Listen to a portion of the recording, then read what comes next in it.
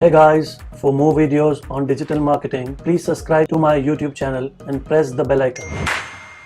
Hello friends, मैं उदित। इस video में हम बात करेंगे कि एसईओ के लिए बेसिकली वेबसाइट में क्या क्या चीज़ें इंपॉर्टेंट है। जब आप एसईओ करना स्टार्ट करोगे तो वेबसाइट में पहले क्या क्या चीज़ें आपको रेडी चाहिए, ठीक है। तो सबसे पहली बात करें तो गूगल की जो पहली रिक्वायरमेंट है कि वो कहता है कि रिस्पॉन्सिव डिज़ाइन होना चाहिए। रिस्पॉन्सिव डिज़ाइन का मतलब मोबाइल फ्रेंडली, जो मोबाइल पर भी अच्छा है। तो जब भी आप वेबसाइट बनवाओ तो टेक केयर करो कि डिज़ाइन जो है वो मोबाइल फ्रेंडली होना चाहिए, ठीक है। फिर मोबाइल की बात करो या डेस्कटॉप की बात करो, तो जो आपके वेबसाइट का नेविगेशन है, जो आपका मेन्यू है, जो आपकी कॉल टू एक्शंस हैं, वो एकदम प्रॉपरली होने चाहिए। तो यूज़र जब भी चाहे कि उसको फॉर्म भरना है या कॉल करना है या व्हाट्सएप पे आपसे बात करनी है, तो वो सब चीज़ें आपकी वेबसाइट में एकदम टॉप ऑफ द पेज होना चाहिए, जिसको हम अबव द फोल्ड बोलते हैं। तो वो चीज़ बहुत इंपॉर्टेंट है। स्पेशली फोकस मोबाइल पे रखना है, डेस्कटॉप से ज़्यादा आजकल लोग मोबाइल से विजिट करते हैं। फिर हम बात करते हैं, अगर स्पेशली हम मोबाइल की बात करें तो मोबाइल में अगर स्पीड बढ़ानी है तो एक फीचर है जिसको हम इनकॉर्पोरेट कर सकते हैं, जिसको बोलते हैं एएमपी, एक्सेलरेटेड मोबाइल पेजेस। नाम में ही है एक्सेलरेटेड मोबाइल पेजेस। तो बेसिकली ये सिर्फ होता है मोबाइल के लिए और पेजेस की स्पीड बढ़ा देता है ये, ठीक है ना। तो अभी भी आप गूगल पे जाके देखोगे तो बहुत ही रेयर लोगों ने एएमपी यूज़ किया। मैं आपको एग्जांपल दिखाता हूँ। सबसे पहले मैं इसमें गूगल खोल के दिखाता हूँ आपको। अब ये गूगल तो डेस्कटॉप है, लेकिन एएमपी सिर्फ मोबाइल के लिए होता है। तो इसको मोबाइल पे लेके जाने के लिए क्या करेंगे हम, इंस्पेक्ट पे क्लिक किया मैंने, देखते जाओ एकदम मोबाइल में कन्वर्ट होगा। और फिर इंस्पेक्ट करने के बाद मैंने इस पेज को कंट्रोल आर करके रिफ्रेश कर लिया। एग्जैक्टली जो गूगल पे आप गूगल मोबाइल पे देखते हो सेम यहाँ पे खुला। तो मैंने यहाँ पे लिखा what is search engine optimisation, enter. अब आपको दिखाता हूँ कि कौन कौन सी एमपी वाले रिजल्ट है, कौन कौन से नॉन एमपी वाले रिजल्ट हैं। तो इस पे एमपी नहीं लगा हुआ, इस पे एमपी नहीं लगा हुआ, इस पे भी एमपी नहीं लगा हुआ,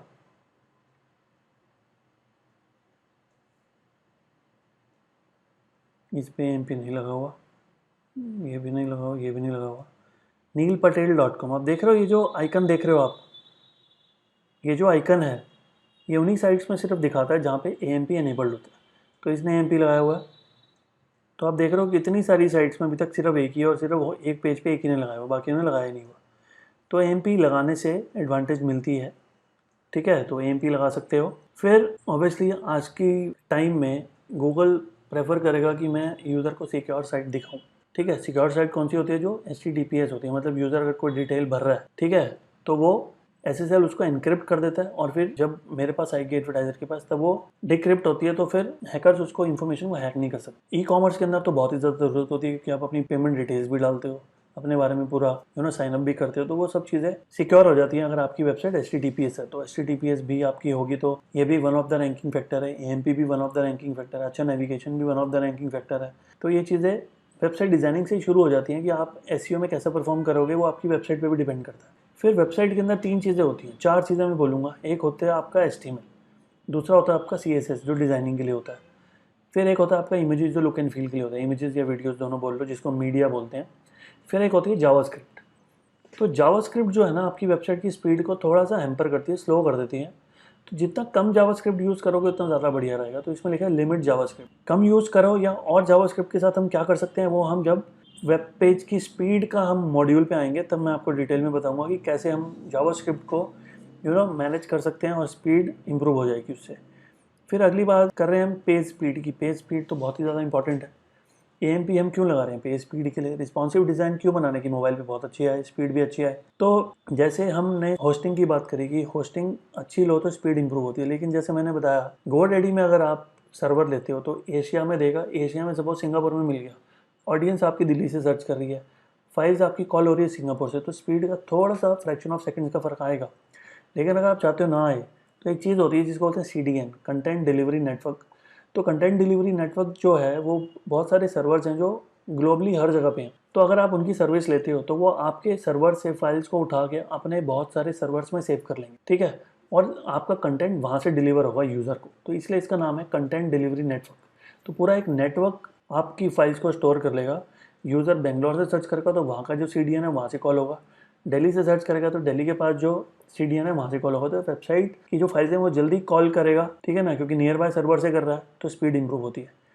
अब मिनीफाई CSS भी होती है, जावास्क्रिप्ट भी होती है, HTML भी होता है, बताऊँगा क्या होता है। कंबाइन भी कर सकते हैं, कंप्रेस भी कर सकते हैं इमेजेस और वीडियोस की बात करें तो। और ब्राउज़र कैशिंग भी एक चीज़ होती है जिसको यूज़ करके मैं अपनी पेज स्पीड इंप्रूव कर सकता हूँ। तो ये सब चीज़ें डिज़ाइनर्स को आई डोंट नो पता होती है कि नहीं होती है, पता होती तो वो शायद इंप्लीमेंट करके देते हैं आपको, SEO फ्रेंडली वेबसाइट बना के देते हैं, लेकिन ऐसे नहीं है। तो ये SEO वाले को करना होता है सारा काम। फिर SEO के अंदर बहुत इंपॉर्टेंट चीज़ है, जब आप कंटेंट लिखवा रहे हो, देखो वेबसाइट तो तभी कंप्लीट मानी जाएगी जब कंटेंट यूनिक और फ्रेश लिखा हुआ। और जब भी आप कंटेंट लिखवा रहे हो उससे पहले आप क्या चीज़ करोगे, उससे पहले आप कीवर्ड रिसर्च करोगे। कीवर्ड रिसर्च करने के बाद तो आपको पता चलेगा ना कि कौन कौन सी कीवर्ड्स मैं टारगेट कर रहा हूँ, और उन्हीं कीवर्ड्स को आप कंटेंट में इंक्लूड कराओगे। आपके पास बहुत सारी सर्विसेज हैं, तो जब आप सर्विस 1 का पेज का कंटेंट लिखवाओगे तो सर्विस 2, 3, 4 की भी कीवर्ड्स उसमें डलवाओगे, सो दैट कि आप उसको इंटरनली लिंक करवा पाओ। तो सबसे इंपॉर्टेंट है यहाँ पे कीवर्ड रिसर्च करना, उसके बाद कंटेंट लिखवाना, और कंटेंट आते ही फिर इंटरनल लिंक करनी है। और जो जो भी और वर्ड्स और फ्रेजेज हैं यहाँ पे आपको लगता है कि यूज़र को फर्दर इन्फॉर्मेशन की ज़रूरत पड़ेगी और वो वाला कंटेंट अगर आपकी खुद की वेबसाइट में नहीं है, तो आप कोई और अच्छा सोर्स ढूंढ के वहाँ पे लिंक कर दो। जैसे हम बहुत सारे केसेस में विकिपीडिया का लिंक अपनी वेबसाइट में लगा देते हैं, तो उसको बोलते हैं एक्सटर्नल लिंक। तो इंटरनल और एक्सटर्नल कोई भी लगाओ, लगाना है। फिर हम बात करते हैं robots.txt की। अब बहुत सारे पेजेस होते हैं वेबसाइट में, चाहता तो हूँ मैं कि मेरे सारे पेजेस गूगल में दिखें, लेकिन अगर मैं अगेंस्ट द गूगल गाइडलाइंस काम कर रहा हूँ कुछ पेजेस में, जैसे मैंने डुप्लीकेट कंटेंट डाल रखा है, अभी डुप्लीकेट है, बाद में मैं उसको यूनिक कराऊंगा, लेकिन अभी क्योंकि डुप्लीकेट है तो अगर मैं जब तक गूगल से उस पेज को छुपा के रखूंगा तो मेरी साइट सिक्योर रहेगी। लेकिन अगर गूगल को दिख गया कि मेरी वेबसाइट में डुप्लीकेट कंटेंट है तो इशू हो सकता है। तो उसके लिए हम एक फ़ाइल बनाते हैं robots.txt, और उसमें वो सारे पेजेस डाल देते हैं जो हम गूगल से हाइड करना चाहते हैं। ये भी होना ज़रूरी है। फिर वेबसाइट बनाई है, लाइव करिए, तो जैसे मैंने पहले भी आपको बताया है कि SEO तो हमारा सेकेंडरी चीज़ है, पहले हम गूगल में तो आ जाए। तो गूगल में आने के लिए हमें गूगल को बताना पड़ेगा कि हमारी वेबसाइट पहले तो एग्जिस्ट करती है और हमारी वेबसाइट में इतने पेजेस हैं। तो एग्जिस्ट करती है वो हम कैसे बता रहे थे, गूगल वेबमास्टर टूल में जाके सबमिट करेंगे, गूगल सर्च कंसोल में। और कितने पेजेस हैं वो कैसे बताएंगे, XML साइट मैप से। तो वो भी होना बहुत ज़रूरी है वेबसाइट के अंदर, अगर हम चाहते हैं कि गूगल फटाफट से पेजेस स्क्रॉल कर ले और इंडेक्स कर ले अपने डेटाबेस। फिर हम SEO की बात कर रहे हैं, तो SEO सबसे पहले जो पेज का SEO करते हैं वो स्टार्ट हो जाता है उसके URL से। तो जैसे डिजिटल मार्केटिंग का पेज है, digital marketing course in Delhi का, तो उसके URL में भी ये चीज़ें आनी चाहिए। जैसे URL क्या होना चाहिए, digital-marketing-course-delhi। तो URL से भी गूगल समझ जाएगा और यूज़र भी देख के समझ जाएगा कि ये जो पेज खुल रहा है ये डिजिटल मार्केटिंग कोर्स दिल्ली का पेज है। तो अब हमारा जो कोर्स है उसी का नाम इतना बड़ा है, तो हम शॉर्ट, इससे ज़्यादा शॉर्ट तो कर नहीं सकते, ठीक है ना। तो शॉर्ट एंड डिस्क्रिप्टिव, तो डिस्क्रिप्टिव तो हो गया, लेकिन शॉर्ट इस केस में तो नहीं हो सकता। अगर आपकी वेबसाइट के अंदर मोर देन 1 लैंग्वेज के पेजेस हैं, तो आपको गूगल को बताना पड़ेगा कि कौन कौन सी लैंग्वेजेस के पेजेस हैं आपके पास। तो उसके लिए हम लगाते हैं href lang tags, language tags बोलते हैं इसको, वो भी लगाने पड़ते हैं। फिर एक कैनोनिकल चीज़, कैनोनिकल URL होता है जिसको हम कैनोनिकलाइजेशन भी बोलते हैं, वो हम आगे जाके कवर करेंगे, तो वो भी हमारी वेबसाइट में होना चाहिए, ठीक है। फिर हम स्कीमा लगाएंगे। स्कीमा क्या होता है वो बता देता हूँ आपको। यहाँ पे मैंने ओपन किया google.com और मैंने सर्च किया अपकमिंग इवेंट्स इन दिल्ली। आजकल तो जैसे कोविड-19 चल रहा है तो अपकमिंग इवेंट्स तो हर जगह पे बंद हो गए होंगे, लेकिन ये अपकमिंग इवेंट्स जैसे कुछ कुछ आ रहे हैं। तो अगर मैंने अपकमिंग इवेंट्स इन दिल्ली डाला तो ये तो नॉर्मल साइट्स आ रही हैं, लेकिन आप देख रहे हो नीचे कुछ आ रहा है। कौन कौन से इवेंट्स हैं, वेबसाइट के अंदर जाके तो दिखेंगे लेकिन बाहर भी दिख रहे हैं। अच्छा, अगर मैं यहाँ पे डालता हूँ बाय iPhone XR, तो यहाँ पे आपको दिख रहा है रिव्यूज़, रेटिंग, प्राइस भी बाहर दिख रहा है और ऑफ़र भी दिख रहा है, ठीक है। फिर कुछ और देखते हैं, अगर कुछ और एक्स्ट्रा दिखता है तो ये जो एडिशनल चीज़ें आपको बाहर दिख रही हैं, रेटिंग वगैरह, फीचर्स वगैरह, ये सब क्या है, स्कीमा है। जैसे और दिखाता हूँ आपको, जैसे मैंने डाला digital marketing course in Delhi, तो ये SEO के रिजल्ट्स यहाँ से शुरू हो गए। तो आपको देख रहे हो कि FAQ आ रहे हैं बाहर, तो फ्रिक्वेंटली आस्क्ड क्वेश्चंस बाहर दिखा सकते हो आप, ठीक है। फिर आपको मैं अपने एक क्लाइंट की साइट दिखाता हूँ, जैसे वो पेस्ट कंट्रोल सर्विसेज देते हैं ऑस्ट्रेलिया में। तो पेस्ट कंट्रोल इन ऑस्ट्रेलिया में एक जगह जिसका नाम है टारनीट, हमने उनकी वेबसाइट के लिए भी लगाया था। तो ये उनकी वेबसाइट है 365pestcontrol.com.au। तो हमने अभी स्कीमा लगाया था, तो आप देख रहे हो कि बाहर आ रहा है यहाँ पे। यहीं पे यूज़र पढ़ सकता है, अंदर जाके तो है ही। Why should I hire professional for pest control, मैं आपको अंदर जाके दिखाता हूँ ये सेम चीज़।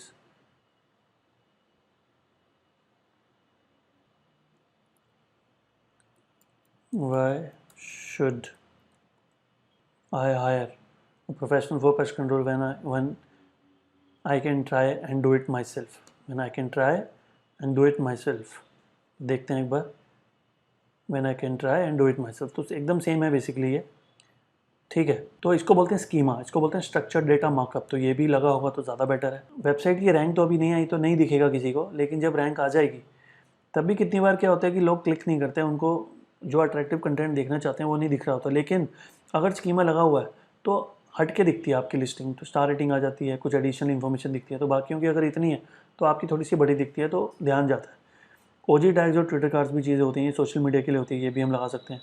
साइट आर्किटेक्चर, अब वेबसाइट में यूज़र आएगा तो आपको एज ए यूज़र सोचना है कि क्या क्या चीज़ें उसको ऊपर देखनी है। जैसे मैं अभी आपको बात करता हूँ कि जैसे मैं अपनी एक डिजिटल उदित साइट पे काम कर रहा हूँ अभी, तो दिखाता हूँ एक सेकेंड आपको।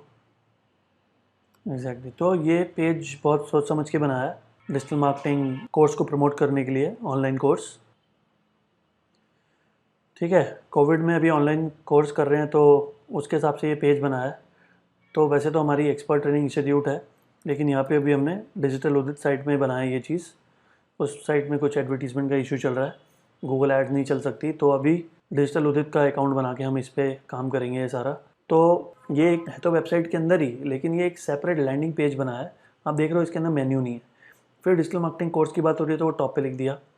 फिर जो हमारे फीचर्स है, 10+ ईयर्स एक्सपीरियंस है मेरे पास, तो वो चीज़ लिख दी।